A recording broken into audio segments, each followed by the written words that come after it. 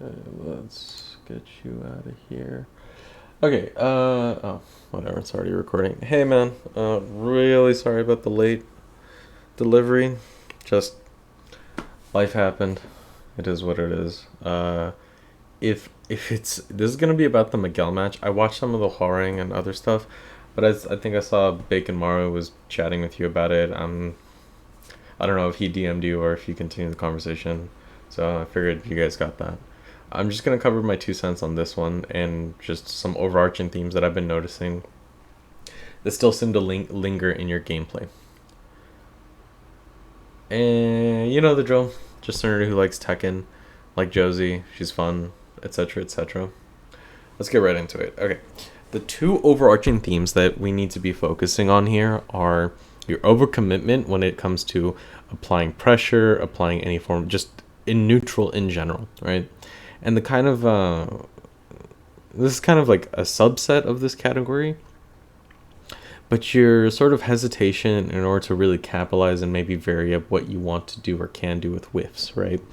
When your opponent whiffs a button, you're faced with the decision. You go for either a whiff punish or you maybe try and take advantage of that opportunity, right? Granted, this is something that's going to come in with some matchup knowledge and experience, and you got to be ready for it. And it's not something that I'm going to be like, how dare you face Miguel without doing this thing. It's going to be more so just, food for thought, stuff to keep in mind. What do you want to do when he whiffs a button? How do you want to best achieve whatever your game plan is or what you want it to be? Other stuff to consider. The last thing to consider, so the two overarching themes, right? We talked about your sort of overcommitment and neutral, and the subset of that, which is when your opponent whiffs a button, you need to kind of do more here and there, when especially on these bigger whiffs. If it's a fast whiff, like he's whiffing a jab, or some characters whiffing their safe down forward too. Okay, yeah, maybe play it safe until you're certain to be in range for the whiff punish. But the second thing is that if your opponent is failing to do something, you need to incentivize them to do so, right? A theme you're gonna see here is that this Miguel just never sidestepped, right? They just never sidestepped, and you didn't really take advantage of that as much as you should have, right? Your opponent refusing to do something isn't just kind of like what's the word? It's a sign of two things. One, that your offense isn't incentivizing them to vary up their game plan, and two, it's you have an opportunity here, right? Just the main thing is going to be the sidestepping thing, which if I see a good opportunity, we'll talk about it. But for now, we'll just get right into the match.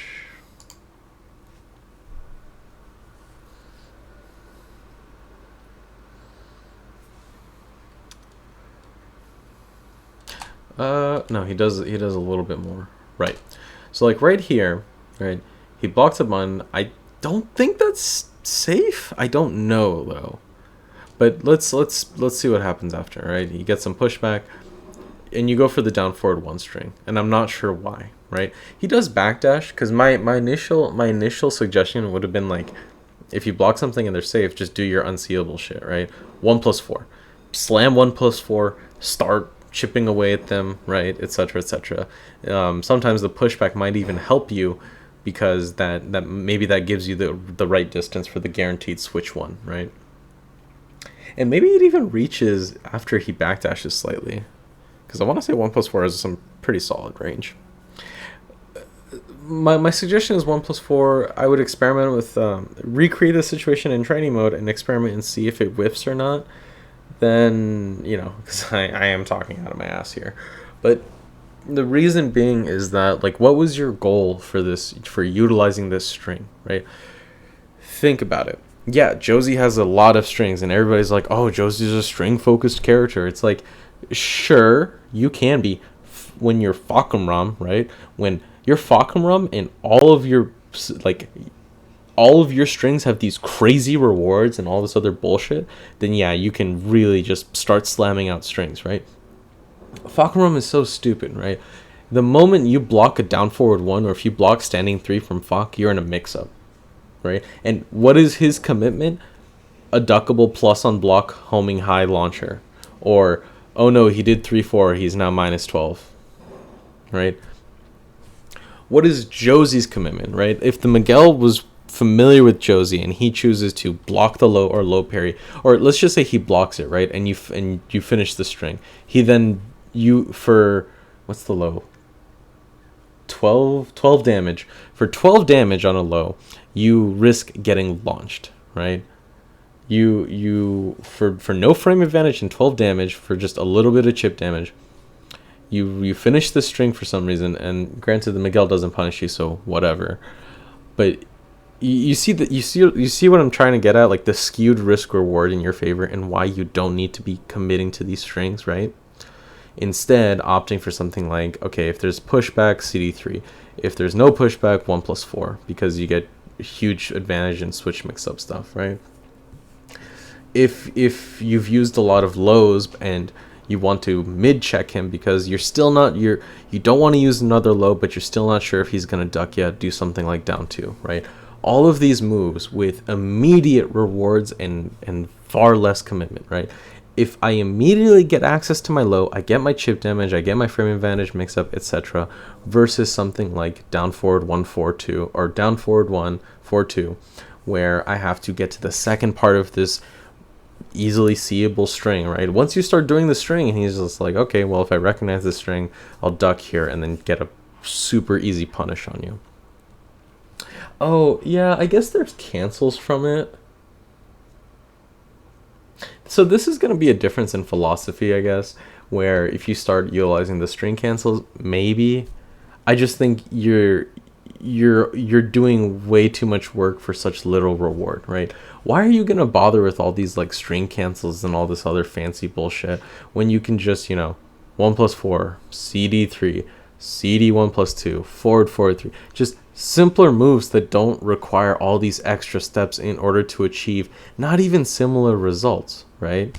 12 damage off 1+4 is going to be a lot less than just doing CD3, right? Is it easily repeatable? Kinda, sure. Like, yeah, if you never use the move, the opponent's never going to be scared of it, but it's like, just keep using CD3, right? Why are you using subpar moves to try and achieve similar results? But that's granted, that's if you want to use these strings. At the end of the day, play how you want, man. Like, that's your prerogative. No, I have more power to you. I'm just saying, when you could be achieving similar, if not most of the time, just better rewards and results from less commitment, why not do that route instead, right? But let's continue.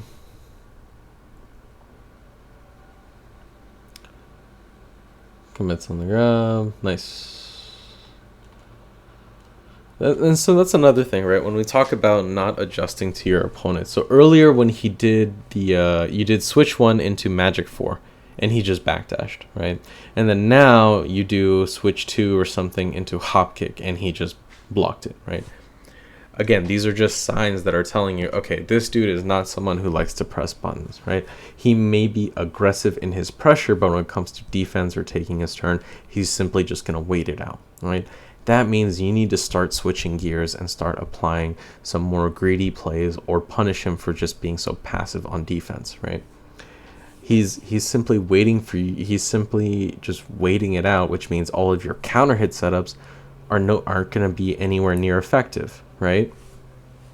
So if the opponent is not pressing into your counter hit setups, why keep doing them, right? Why continue to either give up your turn or overcommit on stuff like a hop kick, when instead you just recreate the same situation, but before you do a hop kick, just do something like 1+4, because they're going to think about it. If they're expecting the hop kick, they're not going to be starting to like low crush you or start sidestepping you and all this other stuff. You'll just get easy chip damage, right? Just remember, it's not quite like you just have to adjust your offense. You can't just be like this stagnant thing, right? What may have worked on a different player or have seen previous successes isn't going to work on the next player, and you have to adjust accordingly. Rip.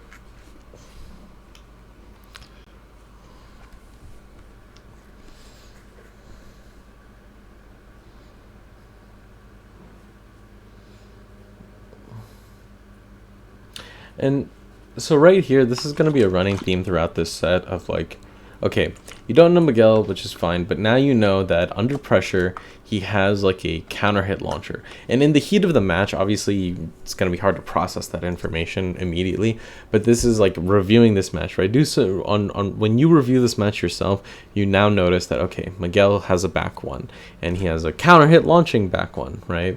So it's kind of like, okay, in future sets with this guy, or just future situations with Miguel, test yourself, right? One of Josie's biggest strengths is, the whole float like a butterfly, sting like a bee. She never has to commit when she doesn't want to.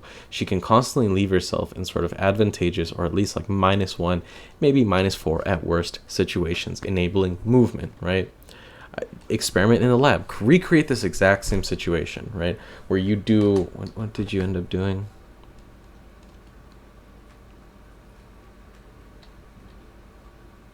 You blocked a move, you pressed 1-2, and then you pressed another button, and he back one you, which is basically his magic 4, right? So recreate this situation and just, okay, what can I do? Obviously the easy answer is duck, but he also has like savage back one, which looks the fucking same, but is a mid, and it's kind of fucked and annoying.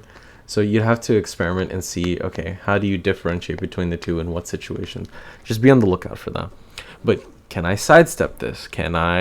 What's my ideal low crush option? What direction do I sidestep? Can I backdash this, etc., etc., etc.?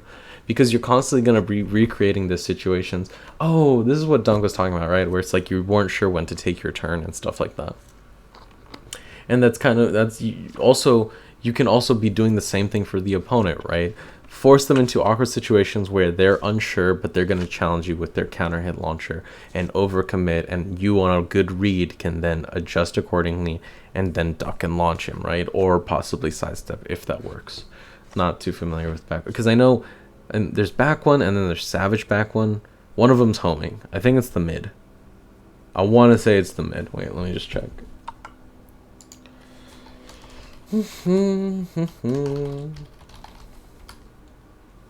Yeah, the mid is homing. That's crazy.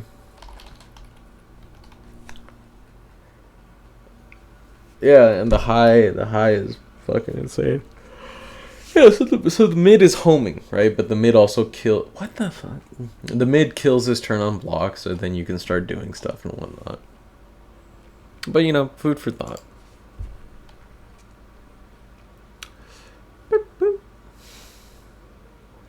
Right?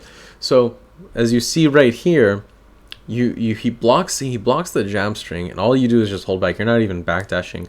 You're just walking back and Josie's sluggish rate, and then it whiffs, right?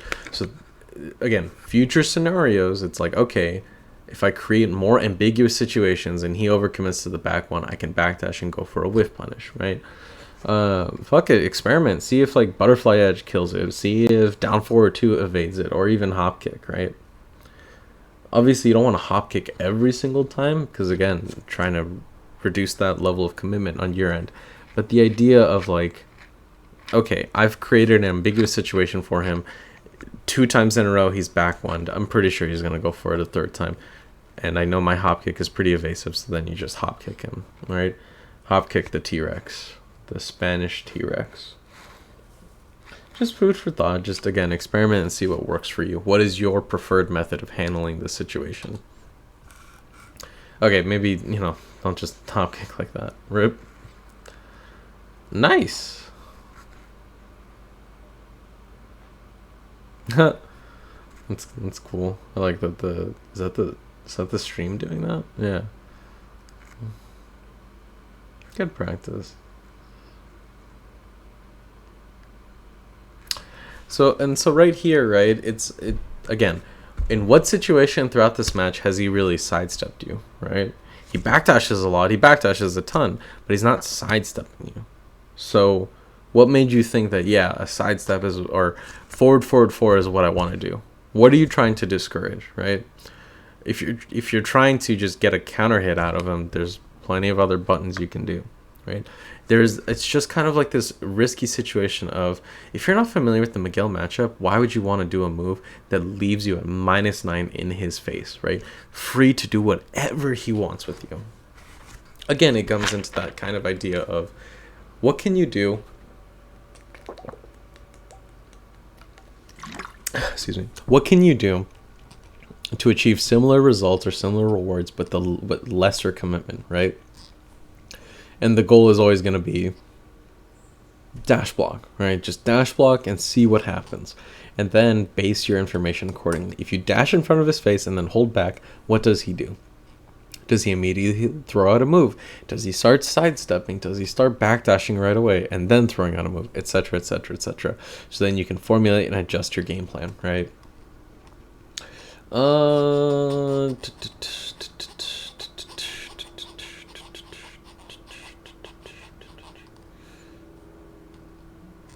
Yeah, and we'll talk about that later, but let's keep going.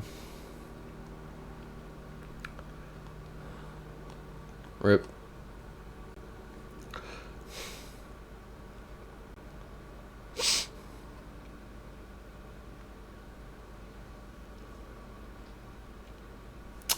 That's fine.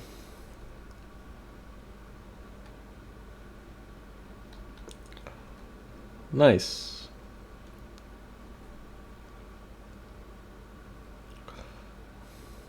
Nice. You had the right idea, and then everything just kind of falls apart. Oh, nice. Hell yeah, way to go.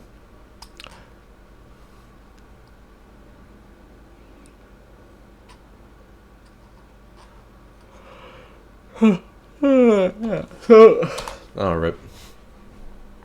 Oh, you hit the good. That was 4-4-3. Get him. Get him. There we go. Right, so you see this overcommitment, right? Previously, you did, again, switch one into Magic 4. He didn't do anything, so you didn't get any counter hit. You just sacrificed your turn for nothing. Now you're doing moves into Hop Kick. He didn't press, and now he just gets to punish you and do whatever he wants. Again,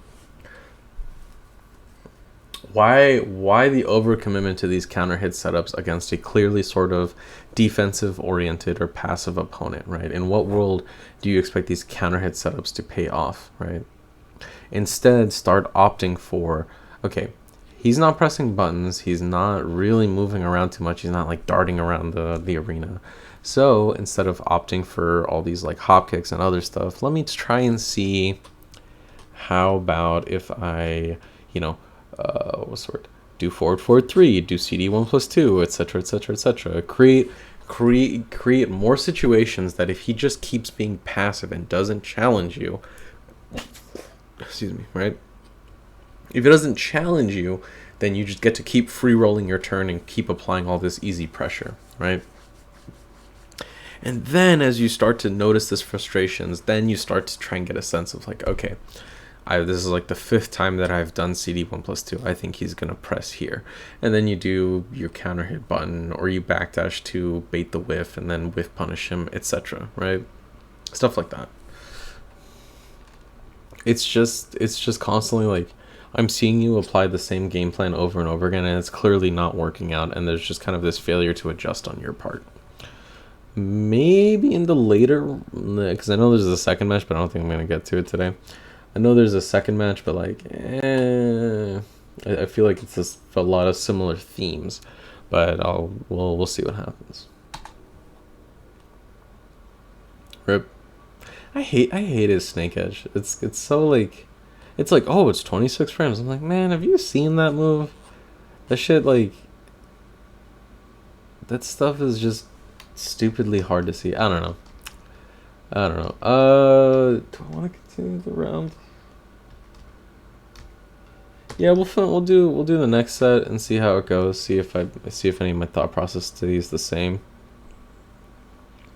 Right. So again, you get a huge whip punish opportunity. You get +9, and you aim for counter hit move. Again, it's kind of like, why? If you're +9, right? If you're +9, the opponent cannot backdash. They cannot sidestep, right? They can only duck or block, right? And so right here is a prime opportunity for 1+4, right? Easy mix-up situation in your favor. You're super plus into switch, easy chip damage, and then you could just do empty switch, right? You don't have to press a button, because what's going to happen is that this guy's just going to block your switch stuff. And instead of overcommitting, right, you can just do an empty switch, see what he does. Does he immediately duck in expecting switch 1? Then it's like, okay, well, now maybe I can aim and start going for some mids, right?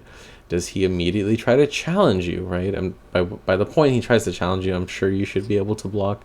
Experiment with it, see if it works out. And it's like, okay, well, he likes pressing buttons. You're going to press switch 1 and call it a day, right?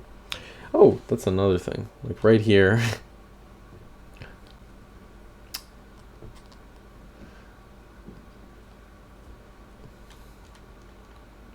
So right here, you're at this distance, and immediately, like the first CD3 you've thrown out, maybe not the entire set, like in this match at least, he just immediately gets ready for the low parry, right? That tells you two things. One is that he's gonna be expecting that, so opting for more CD4 or just empty crouch dashes will be in your favor again, because that way you can kind of see like, okay, what does he do? How long does he commit to the low parry? Does he just stay there really expecting a low parry? You instead opt to just start slamming CD2, which works out in your favor and is completely understandable given what your opponent is doing. It's just kind of like, it's just overcommitment on your end. I don't think Miguel has a 14 frame standing launcher. It's kind of whatever, but it's that thing of like why go for these big heavy commitments, right? And instead opt for something that offers similar rewards. It's like, look, CD2 on a read on an opponent who's clearly just low parrying in your face, begging you to press CD3, will definitely work out. But again, just remember you have options like CD1+2, because the entire time that you're coming in from across the arena with CD3, he could be backdashing, he could be sidewalking. What is it? Sidewalk left, right? Like CD3 is pretty good tracking, but it's not invincible, right? So he's doing a plethora of options, but instead he chooses to crouch and hold down forward in your face, right?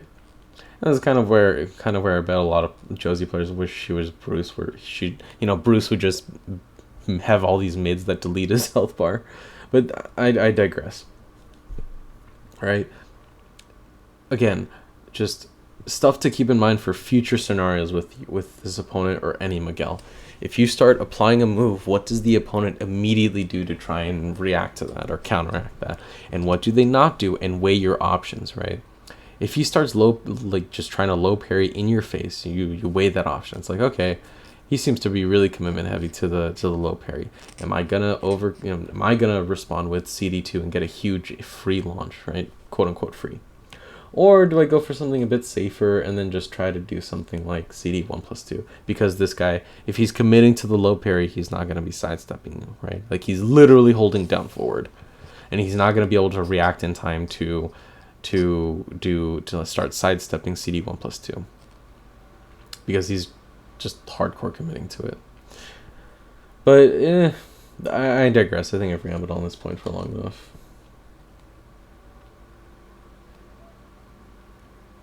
Rip.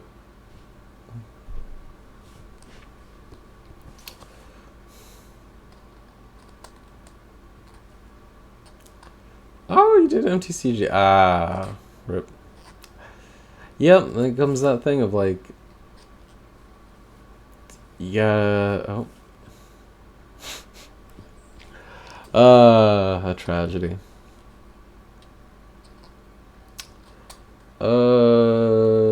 Tragedy.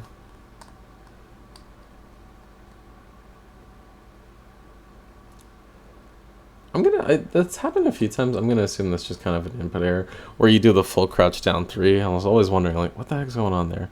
I'm gonna assume it's just an input error, or it's supposed to be CD3. Man, this guy was really just dying for that low parry, huh?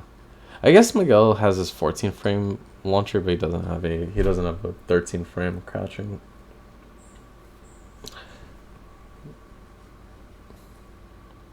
Yep.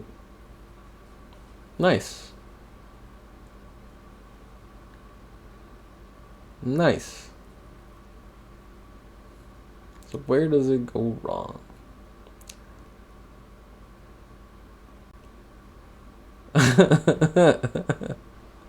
Oh, I fucking love that. Just keep doing C3. Fuck it. If it's working out, it's working out.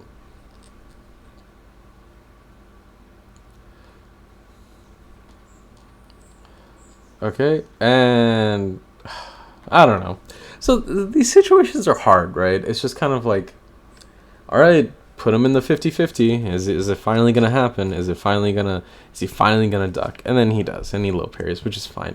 I don't think the decision was wrong here. I just think it's when you decide that you want to switch it up and go for the mid, just keep in mind the entire time you're doing all these CD3s, he's not sidestepping you. He's not like trying to backdash or challenge you too much, right?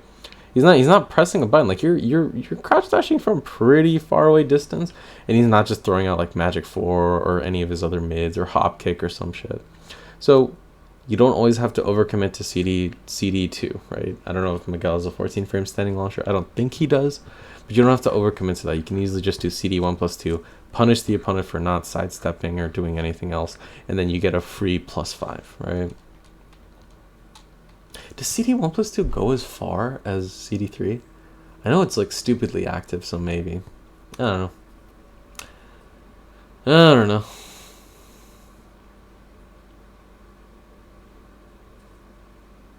RIP.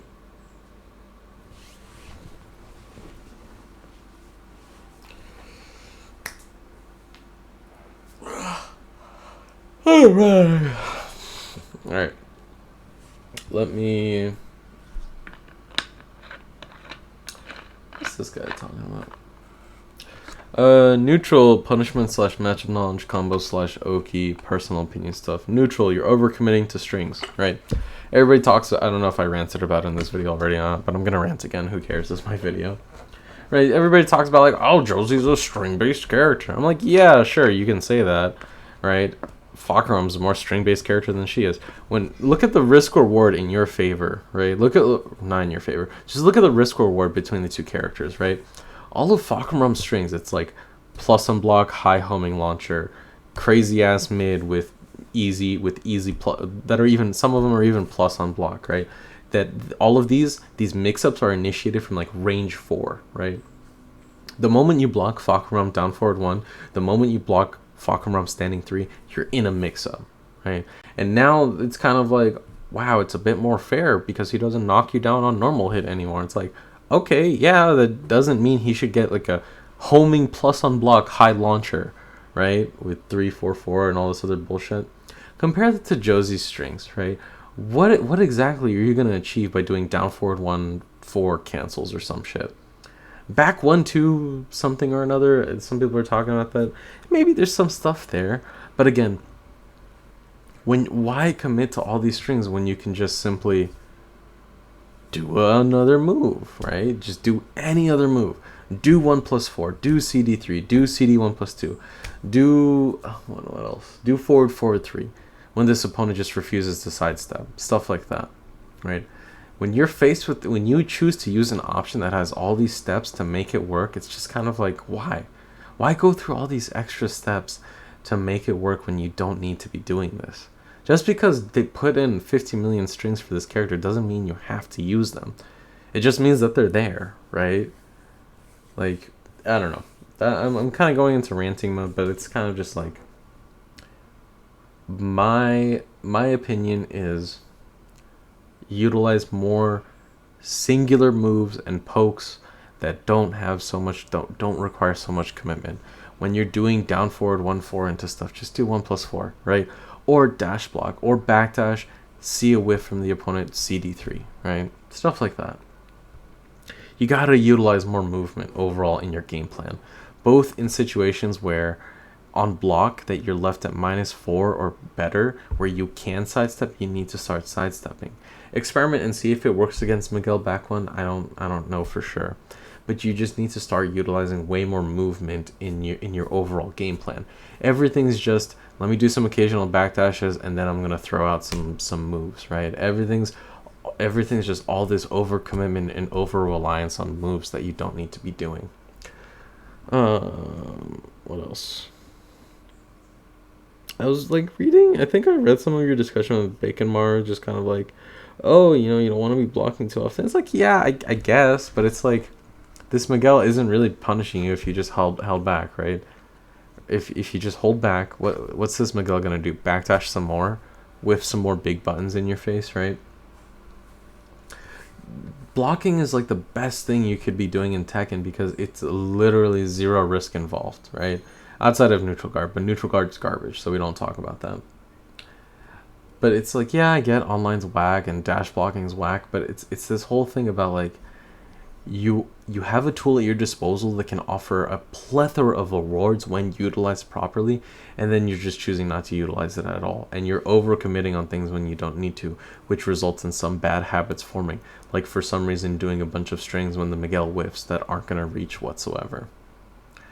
Or, okay, when the Miguel blocks something, let me start throwing out my strings, where if the Miguel just had a bit more matchup experience, he's going to punish you heavily for overcommitting to those. Other aspects of neutral. Off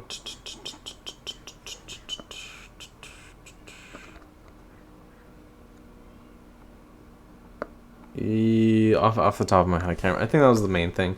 I'm sure I've said other shit throughout the video. Punishment / matchup knowledge, right? I'm not gonna talk about like Miguel that much, like as a character. That's you hit the lab, you start figuring out what he's using that you can start taking advantage of and stuff like that. Punish your opponent's habits. Again, if your opponent isn't doing a specific technique or strategy or move or whatever, that means that is an opportunity for you to take advantage of that, right? If he's not sidestepping, start doing all your regularly what moves that are normally risky become a lot better when the situation suddenly says, if you do this move, I will literally do nothing to counteract it, right? So forward 3 becomes, hey, press me for an easy +5. CD1 +2 becomes, hey, press me for an easy +5, or cancel into me from other things for easy frame advantage, right? And the goal is you're doing these moves to punish your opponent for not sidestepping more, not doing other things, and then you keep doing them until they start changing up their game plan and being like, oh yeah, that's right, I can't just keep doing my own game plan, I can't just keep backdashing out of everything. Think about it when you were doing the CD3 repeatedly, right? And he low parried you, he kept committing to the low parry for some reason, and you just started doing CD2 after CD2 after CD2, and you got like 4 launches that way, right? And then eventually you just start doing CD3 again, right? It's that ebb and flow of like, okay, I'm doing X, the opponent is doing this to counter X, but actually if I do Y, it counters what they're doing, right? And constantly cycling through these options.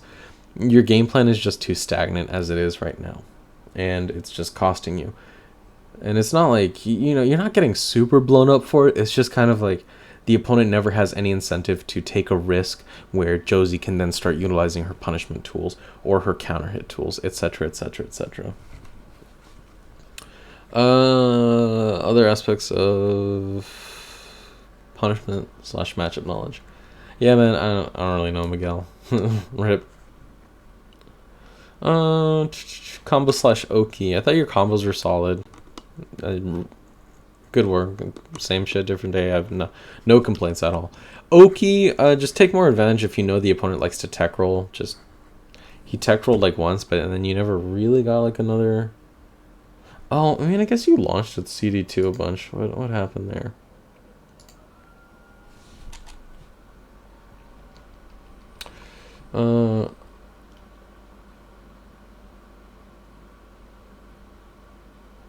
Nice. Okay, so what happens? So he's just getting up and backdashing.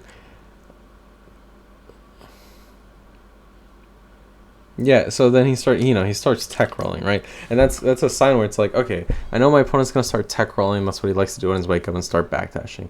Let me forward dash and then do CD3, right? Let me forward dash and then do CD1+2, because he's backdashing, is not sidestepping. He's just kind of be ready and easy prey for you to just slam him with your easy moves that normally would be bad because they're linear. But being linear doesn't matter if your opponent doesn't do the thing that that punishes linear moves. What else? Combo slash Oki, that's fine. Personal opinion stuff. More 1+4. You have an unseeable low into switch. That's easy chip damage, easy mix-ups, all this free damage on the table, and incentivizes your opponent to duck, which you then do stuff like down 2 and whatever. And like, yeah, down 2 is nowhere near, Bruce back 2, but you work with what you got, right? And then you can always just, commit to like down forward 2, which could work, right?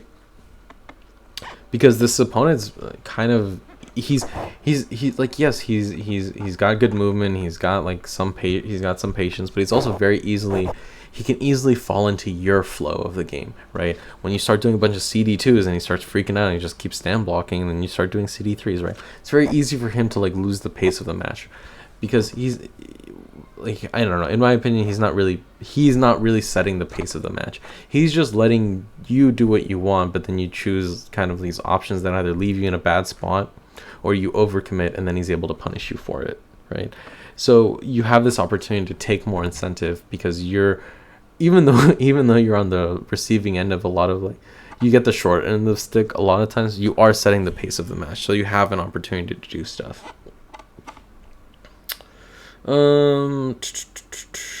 Other personal opinion stuff.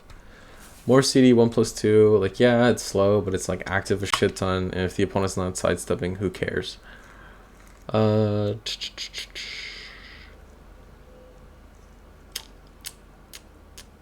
More dash blocking. I talked a lot about it in my neutral and other stuff, but again, you just need to focus on these moves that are low commitment, and then the reward really scales on what you're able to do with your opponent, right? What does your opponent do when you dash block? How can you utilize this information to the best of your ability, etc., etc., etc.? Because then you start, because I'm not saying that you can only dash block, that you can never do anything else but dash block, but it's another tool to supplement your other options, right? If you keep dash blocking and then the opponent gets a bit more, what's the word? Ballsy, right? And he's just like, okay, well, this dude's just gonna keep dash blocking, let me just throw out moves to punish him for that if he fucks up his timing or something, and then you can whiff punish, right? Or if they just keep backdashing, you just back them into the wall, and then all of a sudden you get to do whatever the fuck you want with Josie switch and other stuff. Or if they just keep backdashing, or if they just block, right? Once you dash block, do CD3, right? Do down 4, do 1+4, right? You're not effectively switching up your tools to help supplement your game plan, right? You just kind of like, all right, well, these are the tools I like to use, so I'm just going to keep doing them. You're not doing enough to incentivize the opponent to fall prey to those tools.